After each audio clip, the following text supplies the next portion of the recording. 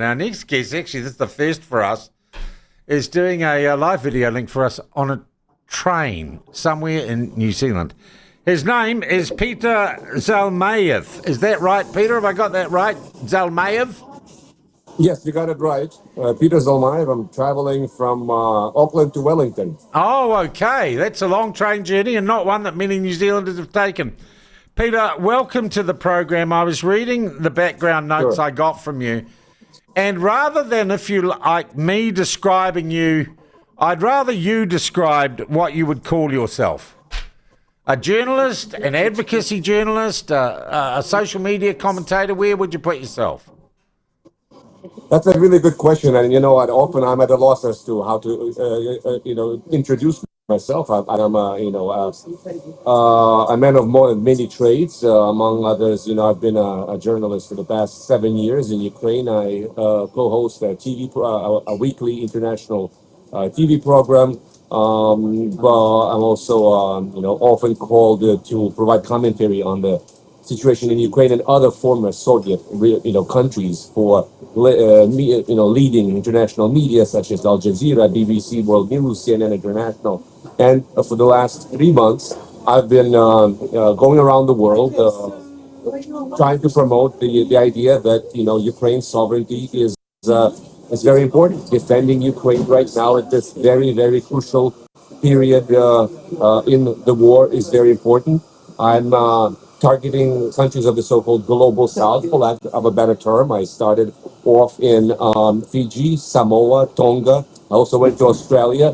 Now I'm in New Zealand, and I've already been on TVNZ, the breakfast program, and I'm hoping to have meetings with policymakers in Wellington when I get there. This tour will take me to 35 countries total. I'll be traveling to Papua New Guinea, Vanuatu after this. And after that, I'm flying across the ocean to South Africa. And from South Africa, I'm making my way slowly to Eritrea in the north by land, trying to meet with local civil society people, journalists, politicians, and also try to do as much local media as possible. All right, Peter. We got in contact with you through Mahi for Ukraine, who we speak to often on the program and have. And it's a pity we still have to because the war is still going on. Can I ask you just directly then, who is funding your trip? Right now, it's self-funded. I saved up some money over the last several years. I have applied for a grant. Hopefully, 1 second. We're approaching a station here, but I hope you can hear me.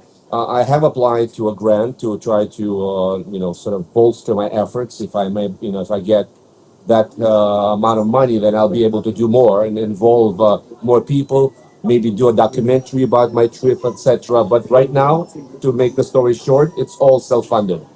All right. Peter, it would be fair to say at the start of the Ukraine conflict, many expected Russia to prevail rather quickly.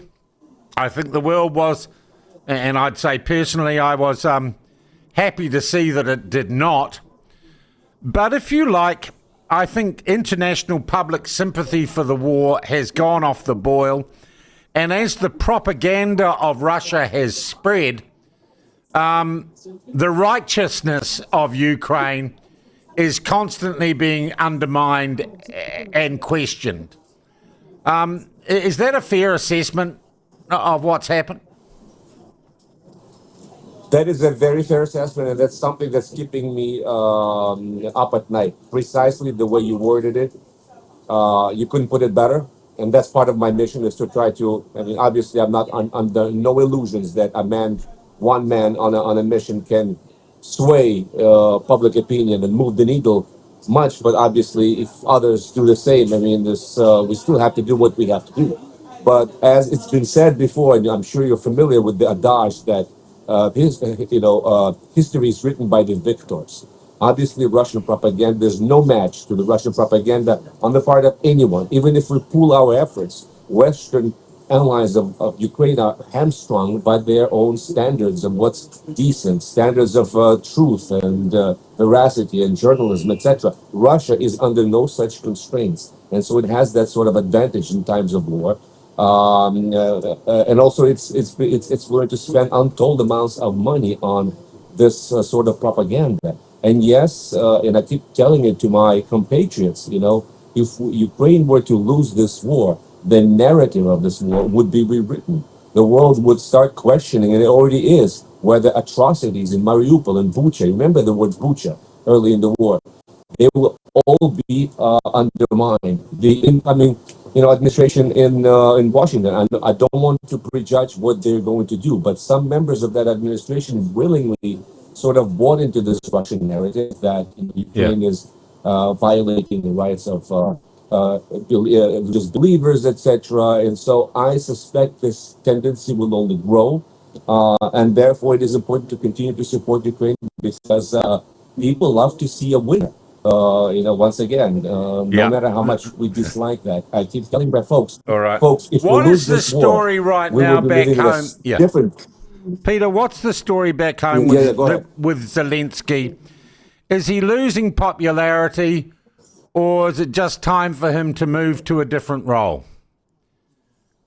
Well, I think it's both. He's losing his popularity, but and once again, some of it is natural because we're into a third, almost nearing the third year mark of this war. People will be disappointed. People are tired. I'm not sure if someone else were in place of Zelensky, situation would be much better. We don't really know. He's also kind of grown a little authoritarian when it comes to certain practices.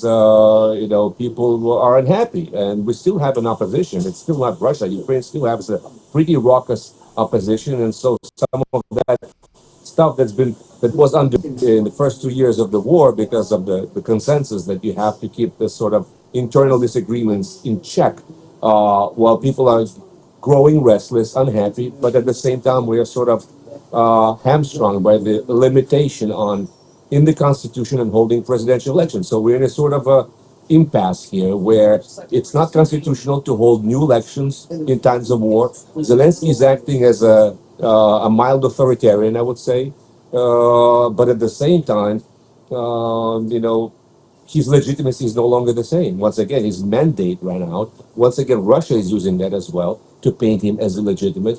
And once again, let's not, I'm not going to sugarcoat the situation in Ukraine. This is the hardest winter, this third winter of war that we have faced. Obviously, people will be unhappy, and I would advise that President Zelensky be a bit more, just tune in with the popular opinion, public mood, and for example, legalize those TV stations that he kind of shut down early in the war. Were you He shut created down, this Peter? sort of the Prямyi TV channel, which belongs to former President Poroshenko that I worked for, it's still operating, but largely on YouTube. It's not part of the so-called national marathon, where they picked and choose those TV stations that were more loyal to the government. So as we are fighting with the dragon, Peter, as we can I say, the just tell Russian you that dragon, happens everywhere?